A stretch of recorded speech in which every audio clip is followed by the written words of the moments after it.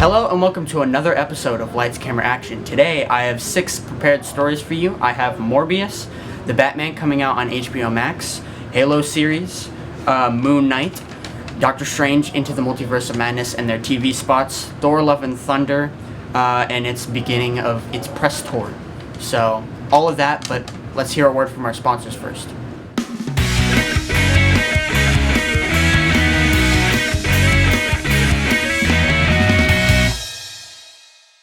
Is any lady looking to exercise their spiritual, mental, and physical health? Well, I think Grace Bar is the place for you.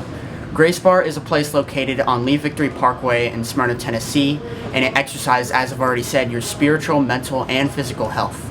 Grace Bar's very first class will be completely free. That's right, completely free. And then the other classes you will have to pay for after that. So think of this class as like a demo class. If you like it, you can continue on in the next course. You will have to pay a fee, of course. But if you don't, you will have at least tried it, and you will either leave with a positive experience or a negative experience. So thank you to Grace Bar for sponsoring this video. Our second sponsor for this week is Jess Huber and Sweet Treats by Jess. Sweet Treats by Jess is, as I've already said, a website run by Jess Huber. She specializes in holiday treats as well as treats for small events such as birthdays. Look at this treat on screen. Look at this treat on screen. Those look delicious, don't they? They are, because Jess Huber specializes just as much craft into making her treats as she does at being a good person. So thank you to Jess Huber for sponsoring this video. Now let's get on to the news. So Sony's most recent movie in their SSU, or their Spider-Man Sony universe, is Morbius, starring Jared Leto, Matt Smith, Jared Harris, Tyrese Gibson, and, as we've all seen, a cameo from Michael Keaton in the film. The film is about Michael Morbius, a scientist who is dying from a rare blood disorder. He's determined to find a cure when he accidentally somehow turns himself into a vampire. The film released officially on April 1st and is exclusively in theaters now. So in regards to Morbius, I didn't actually go and see this, and I don't think most people will either, considering what people are saying about it. I've heard this is boring. The problem with a lot of superhero movies in general is that they always go through the same tired formula over and over again. Superhero gets some sort of superhero ability or a drive to become a superhero of some kind. He wins in the end, yay, bad guy's dead or in prison, who knows, I don't care. Point is, this movie at least seemed a little bit unconventional. They released a clip actually on a boat, I believe, of him killing a bunch of dudes. And I actually thought, like, oh, this could be, you know, better than Venom in the violence department because it looks like it's not afraid. But unfortunately, I've heard that it's horrible. So I am not really looking forward to seeing this. And I guess it's a joke on Sony and their entire company because it came out on April 1st. It's like Sony did that on purpose. It feels calculated to me. That could just be a game theorist, you know, like, tinfoil hat conspiracy on my part, but that's just what it feels like. So Morbius, if you're looking to watch a boring film, it came out on April 1st, so yeah, why not go see it. The next one I want to talk about is one that I have seen, but I haven't actually officially been able to gather and talk about my thoughts. It's The Batman, and its official release date on HBO Max, which is April 19th. The film stars Robert Pattinson, Zoe Kravitz, Paul Dano, Jeffrey Wright, Colin Farrell, John Turturro, and Andy Serkis. Batman is tasked with hunting the Riddler, a serial killer who has an obsession with riddles. As he learns more about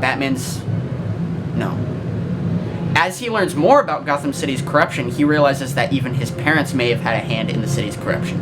Again, it comes out exclusively on April 19th. So, in regards to this movie, I really want to talk about it because I loved this movie. Let me say, not only was it a good superhero movie, it was a fantastic movie in general. And the cinematography is probably some of the best I've ever seen in a movie in general. Batman is a film that I have always wanted to see since its very first trailer in, I believe, 2020 or early 2021, I don't remember at this point, but it's always been a film that I've really been looking forward to watching, and it did not disappoint at all. And I am, of course, really excited to see it again because I did only see it that one time in theaters. I'm going to be watching it again on April 19th. I might even buy it on a 4K. I'm very specific about what movies I buy on 4K or Blu-ray or anything like that. I need to really, really like the movie and be a fan of that movie to buy it on 4K. So this might be one of those movies, and I'm really looking forward to watching this again, as I've said. And you could be looking forward to watching this again if you have HBO Max. If you don't get it now, I recommend watching that movie and tons of other movies, because HBO Max has tons of other movies other than that, but that movie especially. So yeah, I'm looking forward to it. So the new Halo show is currently streaming on Paramount Plus. The show stars Pablo Schreiber, Natasha McHellen, I'm sorry if I pronounced that wrong, Jen Taylor, Charlie Murphy, Yiren Ha, again, sorry if I pronounced that wrong, and Bokeem Woodbine. Again, I apologize. Master Chief is a cybernetically advanced super soldier, and he defends humanity from the Covenant in this non-canon action-adventure show. Now, what I mean by non-canon is this has nothing to do with the TV show at all. In fact, the people who made the show admitted that they didn't even play the game, which could be them saying, we didn't play the game in preparation for the show, or it could be them saying they have never played the game and all they know is, like, maybe they looked up a Wikipedia guide. Point is, I've heard horrible things. Again, I've heard some people hate this show. I've heard this has good action, but then it commits, again, the universal sin of just being boring. So it's only had its first 3 episodes out, so it could definitely, you know, save itself by the end, but as of right now, I'm not hearing that it's a smash hit, so, I mean, what else are you expecting? Again, it's a video game show where 3 days beforehand, the creators just said that they didn't play the game. So, it's kind of a recipe for disaster if you ask me. Yeah, let's move on. Moon Knight from Marvel is currently streaming on Disney+. The show stars Oscar Isaac, Gaspard Ulliel, rest in peace, Ethan Hawke, May Calamawy, that was wrong, I know it was wrong, I'm sorry, and Luik Membaza, again, I'm sorry. The show is about Stephen Grant, a man who has The show is about Stephen Grant, a man who suffers from dissociative identity disorder, and with this realization comes 2 other identities, Mark Spector and Moon Knight. The show releases an episode every Wednesday exclusively on Disney+. So, in regards to the show, I actually have been keeping track of this because I've wanted to watch this. Again, this is another one that got its very first trailer, and I thought this looked extremely unique for Marvel. I even talked about it on the show and its trailer, so I've been building up anticipation, and the very first episode, I loved it. It was trippy, and the same goes with the second. The second episode just continues all that, and it just fleshes out more of the motivations from the villains, from Mark Spector as a hero, Moon Knight, the god that haunts him, and all that. It's really trippy, especially in that very first episode. I can see a lot of people not knowing what's happening. If you were someone who watched those first 2 episodes of WandaVision and dipped, this is basically the same thing. You are not going to know what's going on in that first episode, unless you are a big fan of the comics or the source material and you know what it's supposed to be about. But as of right now, I am loving it. New episode actually drops this Wednesday. I'm going to be watching that, and I can't wait. So, yeah. The time of me recording this video, the 3rd episode hasn't come out, let me preface that. But I will be watching it, and hopefully in the future I'll give you my thoughts if a new news story pops up. We'll see, but I'm loving it so far, and hopefully you will too if you order Disney Plus and get a subscription and watch the show. Doctor Strange Into the Multiverse of Madness just released a ton of TV spots, and they reveal new footage of America Chavez, Scarlet Witch, and variants of many other characters.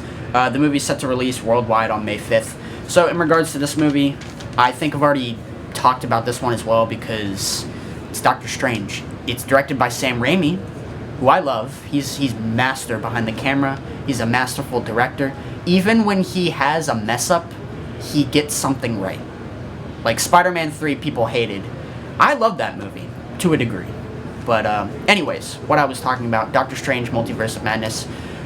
It's yet another one that looks like it's, from what he said, is bringing in horror aspects, and I can definitely see that in many of the visuals.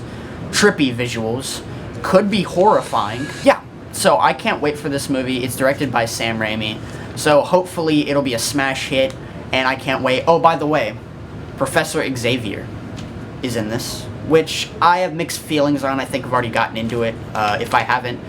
Long story short, I think he got a great finale in Logan. I don't think he really needs to be in more, but as long as he's a cameo, and I would want them to stick with him just being a cameo. If he continues in the Marvel Universe, just have him be a guy that these dudes go to get information or anything like that. They're taking a lot from the Illuminati storyline in the comics, which is like the secret order that's formed by Patrick Stewart, or not Patrick Stewart, my bad. A secret order that's formed by Professor Charles Xavier, Mr. Fantastic, Doctor Strange, and Tony Stark, who is obviously dead in this universe, but maybe they could bring in a new version. I don't know. I can't wait. This looks like a fantastic movie, and I'm really looking forward to it. May 5th. Thor Love and Thunder just began its press tour, and it's the much-anticipated Thor film after Thor Ragnarok. I can attest to that, because I have been anticipating this extremely. It was recently announced that the press tours have begun, and this means that the movie is officially done filming and ready for a trailer to drop. The film comes out on July 8th exclusively in movie theaters. So, one thing I wanted to talk about, because after the time of me writing the script, I forgot to put it back in there. People thought that they could make out the release date of the trailer, which obviously we can attest to now. It was false. But they were holding up a certain number of fingers. It was like, I think Chris Hemsworth was holding up 11, Taika was holding up 4, and then the lady who plays Valkyrie, I'm sorry, I'm blanking on her name, was holding up a 2 and a 2. Which, obviously, for some fans trying to dig for Easter eggs, some conspiracy theorists thought this was April 11th, 2022. Bad news.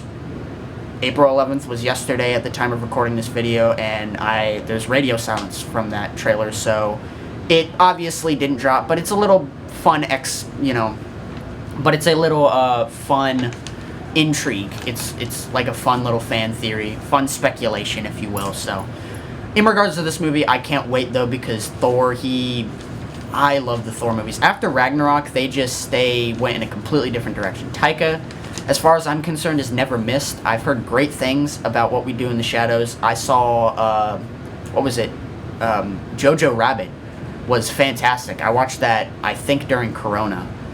It was a fantastic film, and Thor Ragnarok, obviously, his filmography goes on, I know, but those are the ones that stuck out to me, and as far as I'm concerned, from what I've heard, he has never missed, so I can't wait. And the film, I believe, drops on July 8th. Yes, July 8th, exclusively in movie theaters, so be in the theater, please. I want to support a film like this, because this looks fantastic. So, that'll do it for this episode of Lights, Camera, Action. Thank you for watching. I'll put a link down to my sponsors in the description below. Again, that's Jess Huber, Sweet Treats by Jess, and Grace Bar. They've been with me since the beginning, and I can't thank them enough. I really, really appreciate it for sponsoring my videos. Thank y'all. That's a wrap. Thanks, guys.